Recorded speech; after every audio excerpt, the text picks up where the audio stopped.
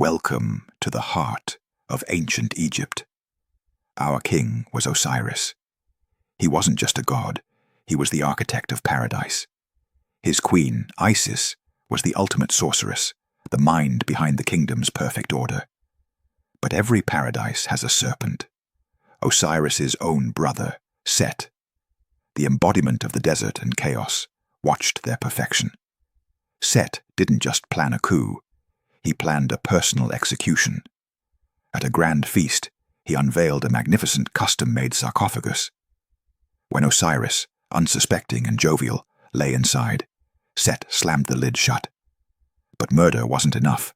Set seized the crown. Set's paranoia then led him to desecrate his brother's memory. He hacked Osiris's body into 42 pieces and scattered them.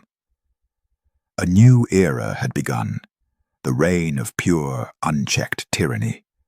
Set thought he had erased Osiris.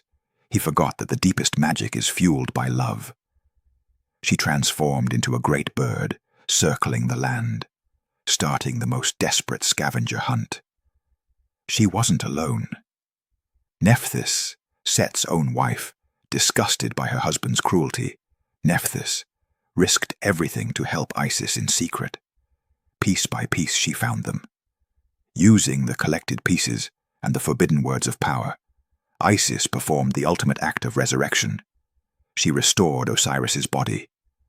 Osiris, too long tainted by the grave, had to depart. He became the eternal, just ruler of the underworld. But before he left, Isis performed one last miracle. She conceived his heir, a son destined to wear the crown. His name was Horus. A pregnant queen alone is a target. Set, the tyrant, knew that if Horus lived, he hunted Isis mercilessly. Isis, guided by protective goddesses, had to flee. She found sanctuary in the deep, dangerous papyrus swamps of the Nile Delta. She found sanctuary on a hidden, floating island. Here, amid the lotus flowers and whispering reeds, Horus was born. But the danger never slept. Set's creatures were everywhere. Isis had to venture out for food. She was protected by 7 loyal, magical scorpions. One night, the hunt almost ended in disaster. A rival spirit, Horus of Edfu, intervened in a brutal river battle. The final action sequence of Chapter 3. Horus, the child, survived. Raised in the shadows, educated by his mother. He was a prince, bred for war. When Horus was old enough, the time came for the final showdown. They couldn't just fight. They had to appeal to the highest court. The Ennead, the council of 9 great gods, led by the sun god, Ra. The lawsuit for the crown began, and it would last 80 years. Horus accused Set of murder and stealing the crown. The debate was furious. Ra, surprisingly, sided with Set. Ra argued that Set was older and stronger.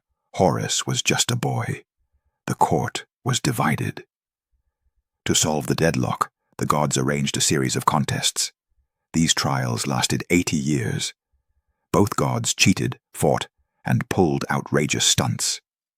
The boat race. They had to race boats made of stone. Set, using his godly strength, made a stone barge that immediately sank.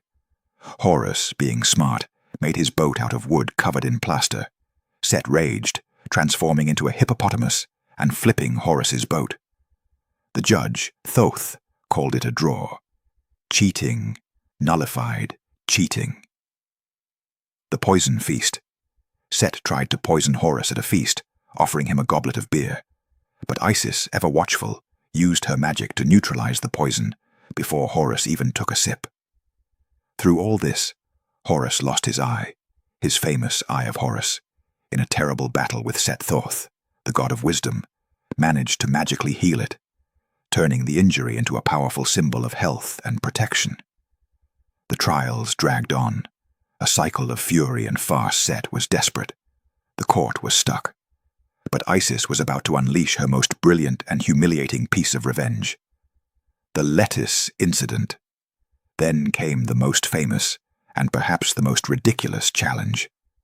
Set, still trying to discredit Horus, hatched a truly disgusting plan. Set tried to assault Horus in his sleep, hoping to shame him before the court. But Horus was prepared. He caught the seed in his hand, disgusted but calm. Horus immediately told Isis. She was furious. She cut off Horus's tainted hand and magically replaced it. She then collected Horus's own seed and mixed it into Set's absolute favorite food. Lettuce Set ate the lettuce that night. The next day, Set proudly announced to the court that he had conquered Horus. Set commanded his seed to leave Horus's body as proof nothing happened. Isis stepped forward. She commanded Horus's seed to emerge. It erupted from Set's forehead. The whole court roared with laughter. Set, the god of chaos, was publicly utterly humiliated. He had been conquered by a vegetable. Even after that spectacle, Ra remained stubborn. He feared the consequence of removing Set. So Isis employed her final theatrical move. Isis, disguised, told Set a fictional story. A wicked man had murdered her husband and was trying to kill her son. Set, outraged by the injustice of the story, swore a mighty oath to personally punish the wicked man and restore the family's land. Isis threw off her disguise. By your own words, Set, you have condemned yourself. The entire court, shocked by Set's oath and finally tired of the farce, voted unanimously. The struggle was over. Set, defeated and raging, was banished forever to the desolate, empty desert, destined to serve Ra in the underworld, never to rule again. Horus, the hawk god, the son of Osiris, finally took his rightful place on the throne. He brought back order and harmony. He married the beautiful and life-giving goddess Hathor, and he restored the balance and harmony his father had created. This trial was more than a battle for a crown. It established the divine law of Egypt. Every pharaoh was considered Horus in life, maintaining order on earth, and Osiris in death, linking every ruler to this epic tale of sacrifice, devotion, and the unyielding triumph of good over chaos.